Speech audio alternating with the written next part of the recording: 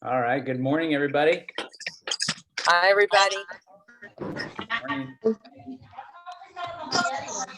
All right. Everybody's filling in the chat. Good morning. Good morning. We're going to be in section 2.1 this morning. 2.1 of your Habits of Health book. As you're coming in to the room, please put in the chat.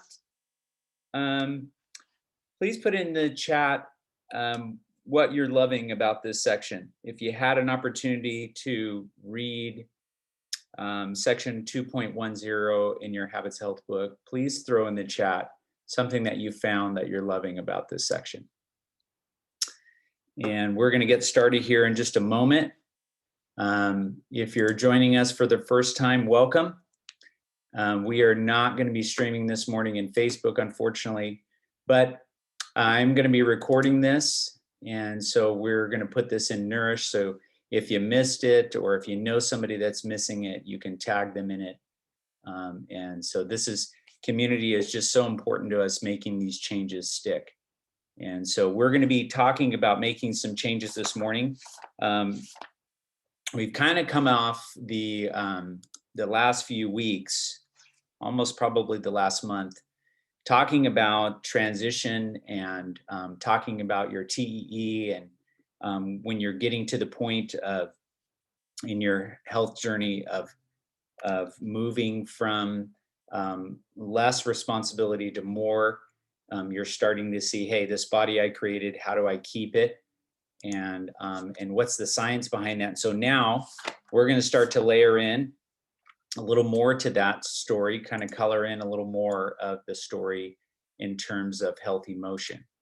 And so my name is Tim Richards. I'm a client of this program as well as a coach. I'm excited to be here with you this morning. So we're jumping into section 2.10 in your Habits of Health book. It's called First Steps, Introduction to Dr. A's Habits of Healthy Motion. And so I just want to take a look at the chat here. I asked the question, what were you loving about section 2.10? So I want to take a minute and take a look at that, and we'll jump in. So section 2.10 starts on page 356. And so you can follow along if you haven't read it. Take some notes down. Recommendation is take a 3x5 card and write down something that you learned today from this that you want to put in action this week. Let's be intentional about what we're learning. I think every opportunity that I have to learn something, one thing I'm learning about myself is if I don't write it down, it just goes poof, right, somewhere there. So something meaningful pops out to you this morning, which I hope it does, that you can utilize in your own health. Please consider writing it down and putting it in your pocket for the day, maybe for the week, and you pull it out and you kind of remind yourself of that truth. Okay, so we're going to get started. Section 2.10 in your Habits of Health book, Dr. A's, his introduction to Habits of Healthy Motion. So some of the comments. So let's see. I'm going to read some. I love that I'm already doing it. Every little thing helps. Taking the stairs, walking more, calf raises while charting. I love it. Must be a nurse. I love it. Awesome. Can't outwork a bad diet. I love that. That's awesome. So true. So some good stuff. If you want to throw your idea in the chat, please do so. So this morning, I wanted to talk with you about the habits of healthy motion. I think it's really important because I think the way that we think about it as Americans is really flawed. And if it's flawed, then it doesn't work. And so one of the things that I caught from Dr. Anderson in this section is let's just look at the stats, right? So 60% of Americans do no regular activity, 25% no activity at all, and those who begin exercising, they quit within 6 months. 90% of all exercise equipment is unused, and it gets relegated to a cat perch or a cat coat rack. That's what Dr. A says on page 356. Isn't that true? I don't know about you guys, but it was probably maybe a couple years ago. We had a treadmill, and we had bought it years ago, and I could probably count on one hand how many people in my family actually used it. I used it for a short time, and then it just collected dust, and so we got rid of it. So this is the truth of what exercise equipment is. It's not that it's bad. I think it's a great idea. I think the way that we approach activity is all or nothing, right? I'm going to get this new treadmill and I'm going to go all out and I'm going to start running and right. And so we have the equation backwards. In fact, I think, and I've talked to my kids about this many a times, the reason why we study history in school, whether it's high school, college, the reason why is because we hopefully are learning from our mistakes, right? We're seeing what worked, what didn't work. And so we're learning, hopefully in this journey, you're learning a lot about yourself. You're learning a lot about how to fail forward, right? What things didn't work that I don't want to continue to do in the future, or when I get to where I'm going, that I'm not going to re-implement because they didn't work in the past. And so we talked a little bit about that a few weeks ago in thinking about your TEE, right? Most people, including myself, thought when I get to my healthy weight, then all of the things that I was missing out on get to come back. And in fact, what I learned was I didn't want them to come back. And in fact, if I was going to have some of those things, they would be in a much smaller quantity because my body wouldn't need as much of that fuel that my bigger body needed. And so I think what Dr. A is saying, let's approach healthy motion differently. Let's think about, learn from the way that we've approached moving and exercise before, right? So I think hopefully what you're catching so far, and I don't know how long how long you guys have been with us. Some of you have been here much longer. I've been here for 4 years as a client in this community. The one thing that I'm learning most is to live more consciously. Now, what does that really mean? It just really means paying attention to everything, because everything, right? Everything we thought, everything we think, the way that we think about things, the way that we problem solve, the way that we handle stress, everything affects our body, right? And so being conscious about movement, and we're going to talk about that today, movement as opposed to the extremes, right? So, and I think those stats that he talks about on 356, they really, they tell a story. So the question is, are we learning? Are we learning from our history? Are we able to pivot? Are we able to fail forward and go, hey, I learned from the way that I approached physical activity before, and Dr. A is teaching me something different, right? So the numbers always tell a story. And so what are your numbers, right? Have you done these things where you've committed to going to a gym and they just don't work, right? Or does the gym, do you have some specific aversion to it? So we're going to talk about all of those things. Um, so as I was reading this section in the Habits of Health book, I couldn't help but think about some of the ways that we go about getting started. And so we start feeling results of health. We're starting to see the pounds melt off, right? And we're just loving what's happening. And then we go, okay, I need to start working out, right? Because I'm gonna take this bull by the horns, and I'm gonna start helping. I'm gonna start making it go faster, right? And so what happens is we go from the nothing or very simple to the full blown workout, right? All or nothing. And so what happens? We run into some difficulty. We get to the gym, we don't feel as confident, we start to compare ourselves. We can't do it the best way that we know that we could when we were 18 years old. And so we're like, forget it, right? And so all those stats start to play out that Dr. A talks about. So what he's offering is a different way. And so if you're open and curious to learning a different way and not just repeating the same story, right? Rewriting that same story, he's talking about building this habit of healthy motion in a simple way, being conscious about motion every day. If you're like me and most Americans, we have approximately 14 to 18 hours of waking time. How are we using that? Are we thinking about it in terms of structured workout? Are we thinking about taking charge of those hours and finding the cracks and crevices in our day to implement some healthy activity. Healthy activity could look like a lot of things, and we're going to talk about a few of those things. But I want you to consider this is baby steps. You're feeling better. You're starting to see your body change. You're learning some new habits that are supporting your energy and sleep and all of those things. And so I want you to consider that let's focus with healthy motion on the immediate rewards as opposed to the long term, right? I think when we get too far ahead of ourselves and what Dr. A is talking about here with baby steps, small progress in healthy motion is sustainable. That's what this is really all about, is sustainability, right? How can I develop these habits that will keep with me for the remainder of my life, right?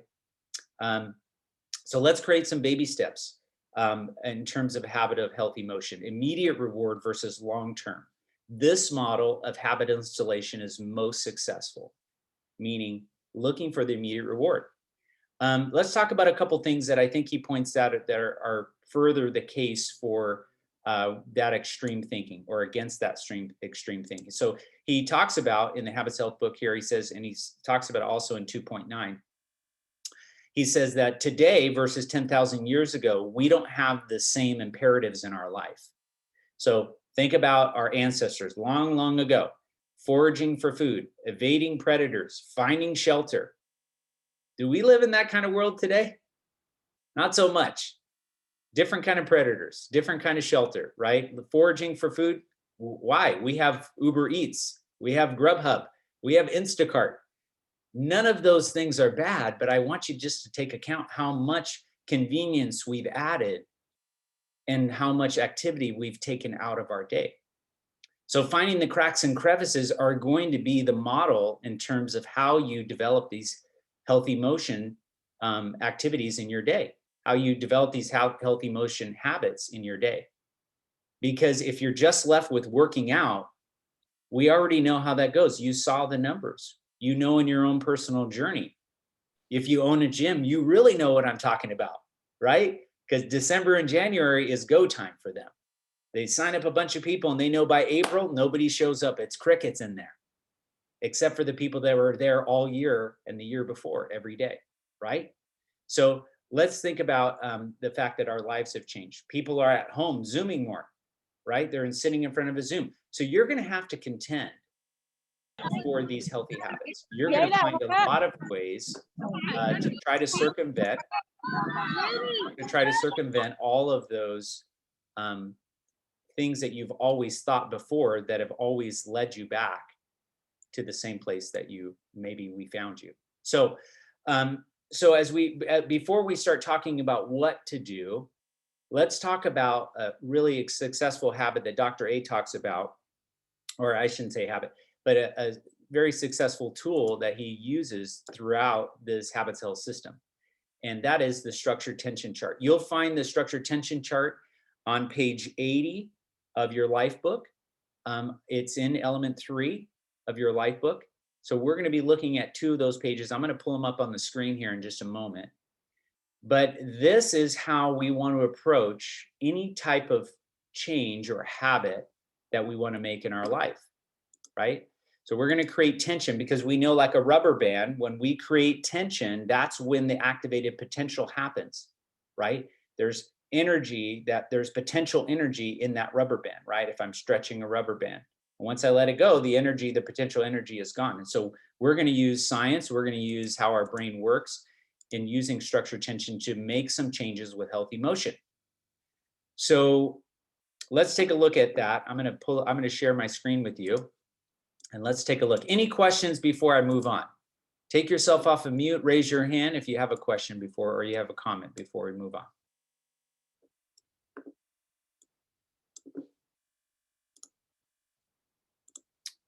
All right.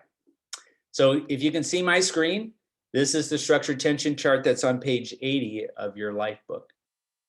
So let's take a look at where we are, right? So it always starts with your current reality, where you are currently. And if you're thinking about adding healthy motion, then that should be part of your current reality, right? Where am I at with my healthy motion? I walk maybe once a week. Here's where my energy level is, right? Here's where my mood level is. Here's where my creative energy level is, right? Currently. And then we jump over to the right side and we talk about where do we want to be? What's possible, right? Maybe even you're putting some goals in there in terms of fitness. Like, I'd love to be able to run a marathon. Well, we can't just sign up today, right? We'd have to train to do those things. So the desired result is where you want to be. That's the stretching, right, of the rubber band. Here's the secondary choices. These are the small micro habits that we're going to be making in our day. In the cracks and crevices, remember, we don't live in that 10,000 year ago model, right? So we got to plan for the cracks and crevices of our day, in between the Zoom meetings, in between taking the kids to school, right? All of those things. Parking the car a little further. I don't want to give them all away, but if you've read it, you know what I'm talking about. So we're going to get into some of those things. I want to show you the next piece of this is on page 83 of your life book. This is the habit loop. So as we think about, okay, I know where I am, I know what I want, I need a cue to help me remember to do some of these micro habits, the things in the middle, the secondary choices, as Dr. A talks about. So the cue could be an alarm. It could be something you write on your calendar. If you have a calendar like mine, it sends me an alert. You have a meeting that's coming up. You have a book challenge at 9 a.m. Saturday morning. The routine is going to be whatever it is, right? Maybe it's, hey, I have 3 Zoom meetings today and I have a 20-minute break in between each. I'm going to go and walk for 20 minutes or 10 minutes, right? Or I'm going to go to my pull-up bar and I'm going to do 2 pull-ups, or I'm going to get down on the floor and I'm going to do 10 push-ups, or I'm going to clean out a drawer, right? Something like that, right? Activity, moving, right? Moving our body, getting up from that seated position, right? All of those things. I'm going to clean a closet in the house, something like that, right? Activity. The reward could be something simple like, I did it, right? It could also be taking inventory. How do I feel morning, afternoon, and night? Meaning, I have been working on this habit of healthy motion. And so I put some things as cues for me to remind myself, here's my routine of things that I'm doing in my day. How am I feeling now in the morning? How am I feeling in the afternoon? How am I feeling at night? How is my family experiencing me? Has it changed my mood? Has it made it more stable? Am I more joyful? Start to take inventory. Your body is giving you feedback. Am I more creative at work? Am I more tuned in to what people are saying? Am I less bored? Am I more engaged? Right? We typically think of healthy motion as my muscles are getting bigger. I can run faster. That's great. Those are all great things. But for most of us, I would imagine the day-to-day grind of life, being able to be in a different space emotionally, mentally, with our relationships, those things matter too, right? They matter to me, and I'm sure they matter to you. So I'd love for some of you to kind of share with me some of the maybe some things so far that are coming up for you, some questions that you have. So let's open it up. Who'd like to start? Any volunteers? Share with me something that you're learning from this conversation, maybe something you were challenged by or something that you're loving. Hi, I'm Josie. Hi, Josie. Hi, everybody. Good morning. Something I'm learning from this conversation, which like really hit home for me, especially with, like when I was suffering from like anxiety and depression, is just something as simple as cleaning a drawer out. And it's the truth. It's like a really healthy tool.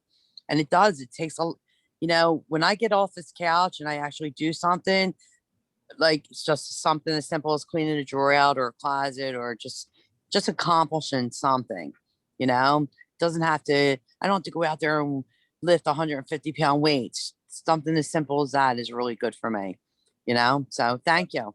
Yeah, thank you, Josie. Mm-hmm. Patrick, Sherry.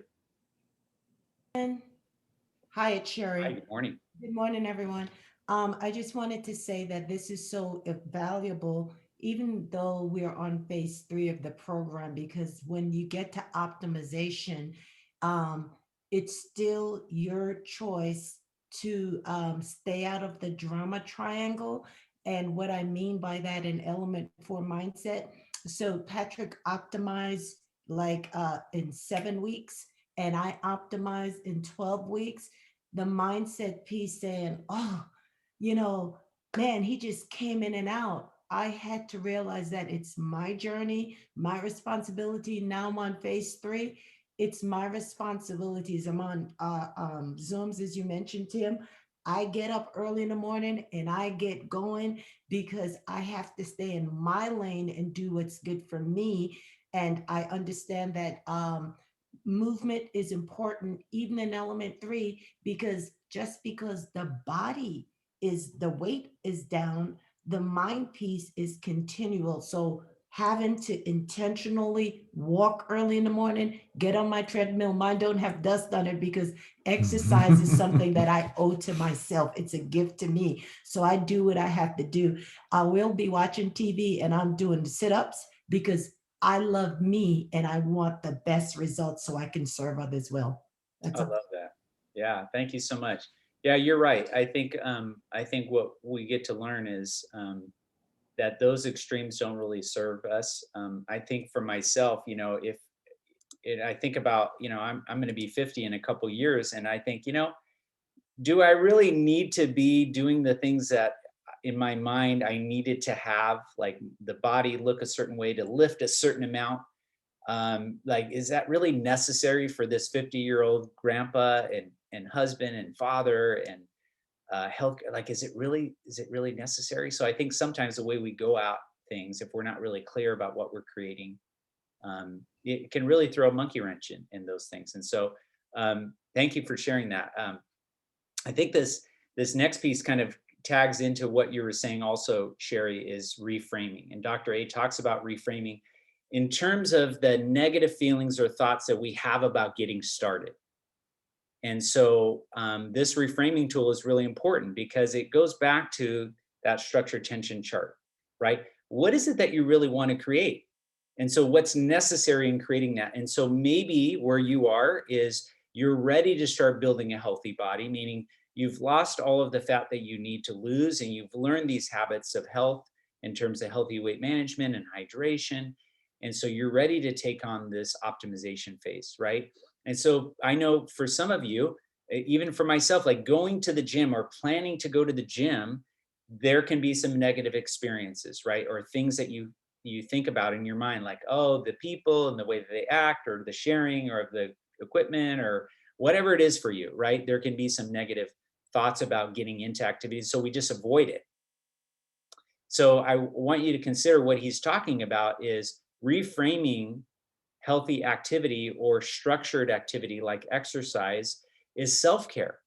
This is the way that you get to feel the benefits of life without medicine, right? This is being free of a life of medication. This is about bettering your sleep or healthier relationships. That's reframing the gym.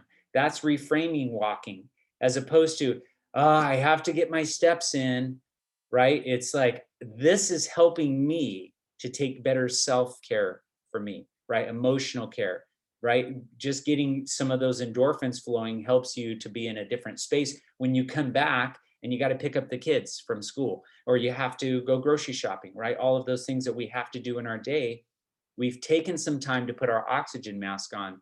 And so now we're so much better to do the things in life well and with a much better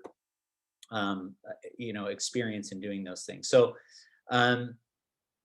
let's talk about a little bit about some things to do. So as we close in this last 5 minutes, I want you to see how he contrasts and compares eat, exercise, activity, thermogenesis versus NEAT, non-exercise activity, thermogenesis, right?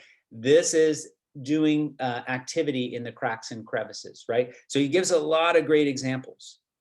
One of the things that I love that he talks about, and I think about it every time I park my car, is parking a little bit further away from the store.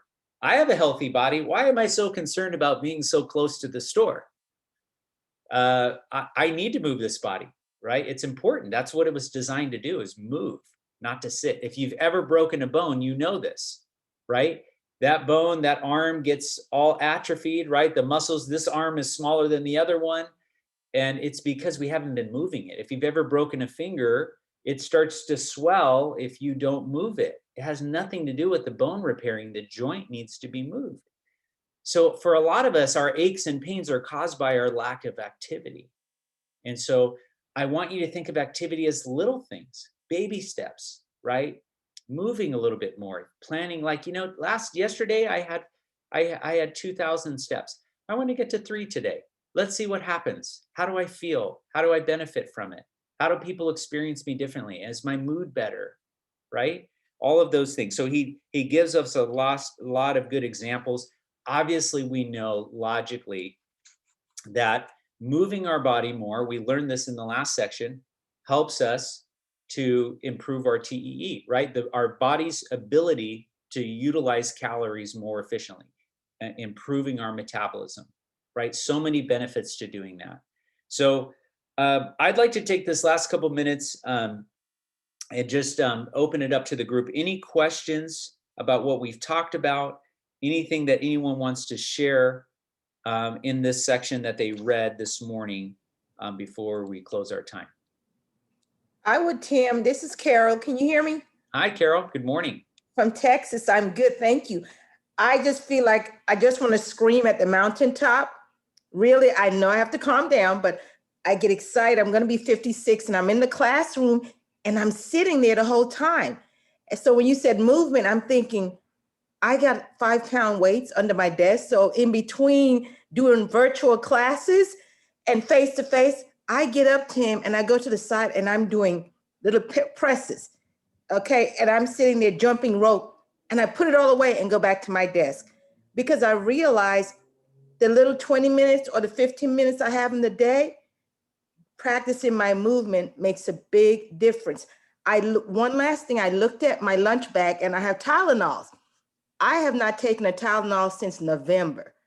And I was like, whoa, I have not had a Tylenol since November. But now it makes sense what you said. Movements was the reason and lack thereof of why I was having little aches and pains that I no longer have. So thank you for reminding me of that. Absolutely.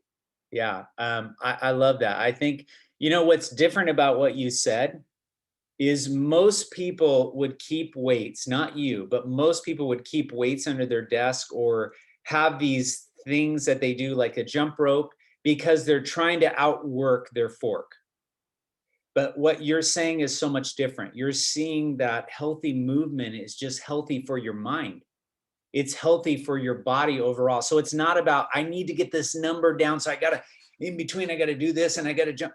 No, we know 90% of the equation is all the habits that we've been practicing thus far. What we're doing now is saying, here's another one that's going to help this, right? Help this get better, help you show up better, help people experience you better, help you deliver to the kids a more energetic teacher, right? Because you're using little tiny steps, not to achieve a number, but it's to enjoy life, that quality of life that we're given to steward. We get to steward it well with a healthy body, and we get to improve by just making small little changes every day. So thank you guys so much. I really appreciate all the interaction and your time this morning. I'll be posting this in Nourished in just a few minutes. And so you guys have an amazing Saturday. Bye, Tim. Thank you. Thank you, Tim. See you guys. Bye-bye.